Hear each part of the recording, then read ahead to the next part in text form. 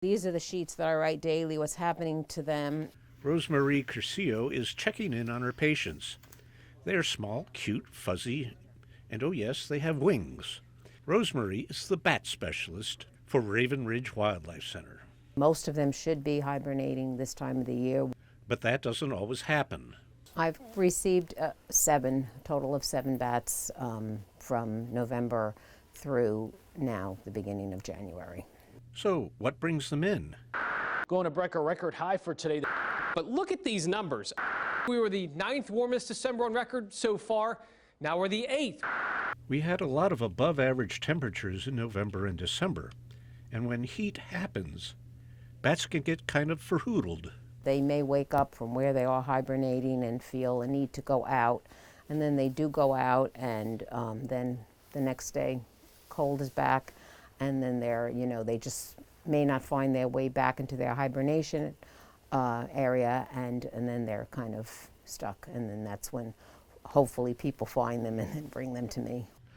Rosemarie will be looking after them for the next few months, giving them a safe place to stay and a gourmet diet of live mealworms.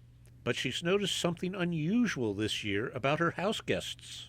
I have only received 1 male, and I've been getting mostly females, which I'm not quite sure why, but I did reach out to the other bat rehabbers that I work with to see if they were finding the same pattern, and they're not, so it's just me. The situation does have its advantages. You can put large groups of them together and they basically get along. Can't do so with males. Rosemarie also anticipates a few blessed events. They actually mate in the fall, store the sperm, and fertilize in the spring. But what happens if they're in captivity? It's a little bit warmer here than it would be out in their hibernation spot, and they can start gestating and then give birth. Rosemarie does foster orphan baby bats, but where possible, she'll leave child rearing to the moms.